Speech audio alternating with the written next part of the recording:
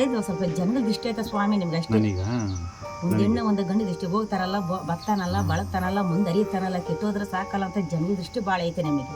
ಹೌದಾ? ನಿಮ್ಗೆ ಸರಿ ಇಲ್ಲ, ಹೊರಗಡೆ ಜನಗಳು ಸಾಯಿ ಚಂದ ಐತೆ ನನಗೆ. ಎಲ್ಲಿಗೆ ಹೋದ್ರೆ ಕೂಡ ಪಾಪ ಅನ್ಸ್ಕೊಂಡು ಆ ಕಡೆ ಹೋಗಪ್ಪ ಅನ್ಸ್ಕೊಂಡಿಲ್ಲ. ಗೊತ್ತಾಯ್ತಾ? ಇದು ಸ್ವಲ್ಪ ಜನಗಳ ದೃಷ್ಟಿ ಭಾಳ ಕೆಟ್ಟೈತೆ ಸ್ವಾಮಿ ನಿಮ್ಗೆ. ಯಾರು ಇರ್ಬೋದು ಅಂತ ಹೇಳ್ತೀರಾ?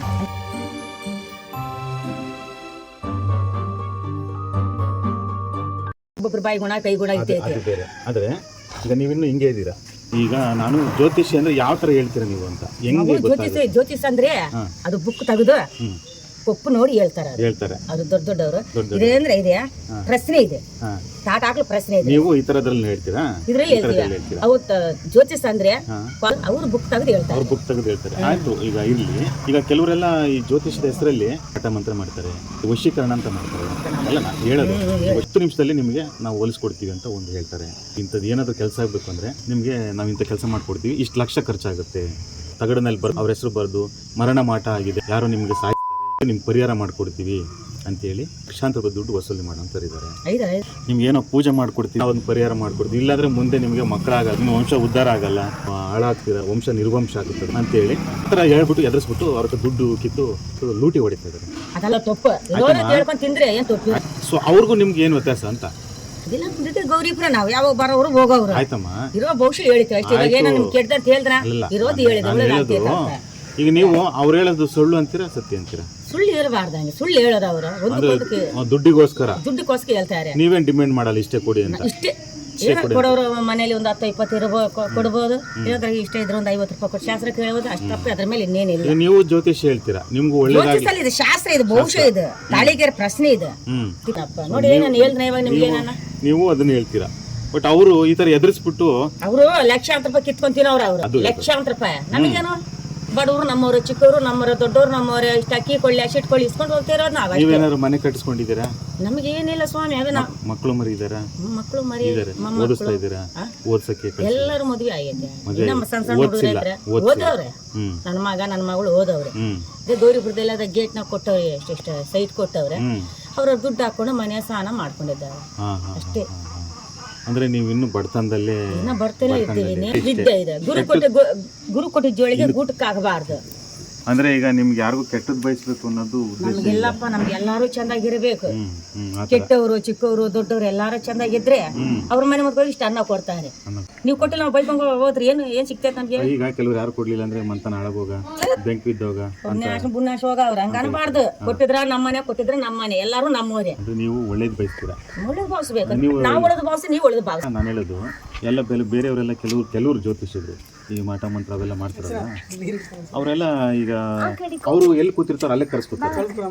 ನೀವು ಮಾತ್ರ ಮನೆ ಸುತ್ತುತ್ತೆ. ಮನೆ ಸುತ್ತುತ್ತೆ. ಇದೇಂಗಿದು ನಮ್ಗೆ ಗುರುವಿದ್ಯೆ ಅದು. ಅವ್ರು ನಾವು ಪಂಡಿತ ನೋಡಿಲ್ಲ. ಅವ್ರಂಗೆ ನಾವು ಪಂಡಿತನ ಫೋನ್ ಮಾಡಿ ಕರ್ಸ್ಕೊಳಲ್ಲ. ನಾವು ಅಕ್ಕಿ ಮೆಣಸಿನಕಾಯಿ ಟೊಮೆಟೊ ಇಸ್ಕೊಳೋದು ಹೋಗೋದು ಮಾಡ್ಕೊಂಡು. ನೀವು ಮಾಡ್ತಿರೋದು ಹೊಟ್ಟೆಪಾಡಿ.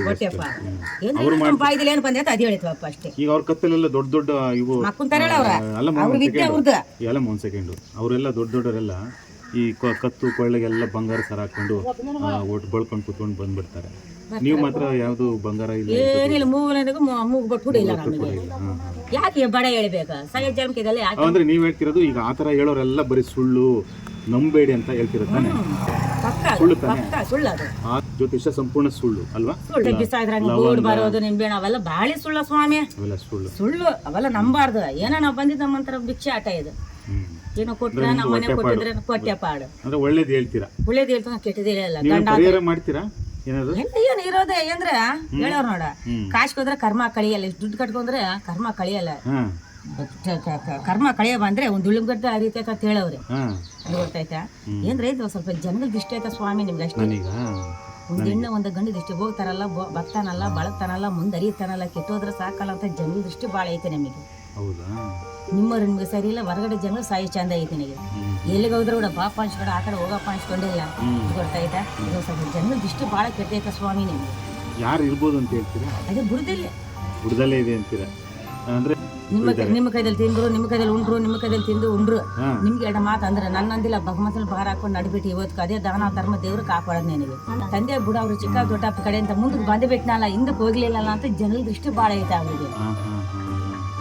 ಅದ್ರ ಕಡೆಯಿಂದ ಎಲ್ಲ ದೃಷ್ಟಿ ನಮಗೆ ಆಗೋದಾಗ್ತಾ ಇಲ್ಲ, ಸೇರೋದು ಸೇರ್ತಾ ಇಲ್ಲ. ಅಂದ್ರೆ ಅವ್ರು ಯಾವಾಗಲೂ ನಮಗೆ ದ್ವೇಷ ಕಾರ್ತಿದಾರ. ನೀವು ಮುಂದೆ ಹೋದ್ರೆ ಇಷ್ಟ ಮಾತಾಡ್ತಾರೆ. ನಿಮ್ ಮುಂದೆ ನಿಮ್ಮ ರೂಮ್ ಕೂಡ ಕಿತ್ತಂಗಿಲ್ಲ ಅವ್ರ ಗೊತ್ತಾಯ್ತಾ. ನಿಮ್ ನೋಡ್ರೆ ನೀವು ಬಂದ್ರೆ ಹುಲಿ ಇದ್ದಂಗೆ ಹೋದ್ರೆ ಮ್ಯಾಕೆ ಮೇಲೆ ಹೋಗ್ತೀರಿ ನೀವು. ಏನ್ರಿ ಇದು ಜನಗಳ ದೃಷ್ಟಿ ಬಹಳ ಕೆಡ್ದೈತಪ್ಪ ಸ್ವಾಮಿ. ನಿಮ್ಗೆ ಮಾಟ ಸುರುಣ ನಿಮ್ಗೆ ಏನ್ ಮಾಡ್ತೀನಿ ನಿಮ್ಗೆ ಆಗ್ತಾ ಇಲ್ಲ, ನಿಮ್ಗೆ ತಗಲಲ್ಲ. ನಿಮಗೆ ಒಂದು ಗಂಡ ದೇವ್ರು ಒಂದ್ ಎಣ್ಣೆ ದೇವ್ರು ಕಾಯಿಲೆ ಐತೆ ನಿಮಗೆ. ದೇವ್ರನ್ನ ಮಾರಿತೆ ದೇವ್ರನ್ನ ಮರೆಯಂಗಿಲ್ಲ. ದೇವ್ರ ಬಿಂಬಲ್ ಚೆನ್ನಾಗಿ ಐತೆ ನಿಮಗೆ. ಎಲ್ಲ ಹೋದ್ರೆ ದೇವ್ರು ನಿಂದೆ ಕಾಯ್ದೆ ನಂಬಲ್ಲ. ಮನ್ಸುಟ್ರೆ ದೇವ್ರಂತೆ ಮನ್ಸುಟ್ರೆ ನಾನೇ ದೇವ್ರನ್ನು ಹೋಗ್ತೇವೆ ಅಷ್ಟೇ ಐತೆ. ಈ ಜನಗಳ ಇಷ್ಟನ್ನು ಕಳ್ಕೊಂಡೋಗಿ ಮುಂದೊಳಗೆ ಐತೆ ನಿಮಗೆ. ಆಯ್ತು, ಒಳ್ಳೇದು. ಒಳ್ಳೇದ. ನನ್ನ ಹೆಸರ ರೇಣಿಕಮ್ಮ.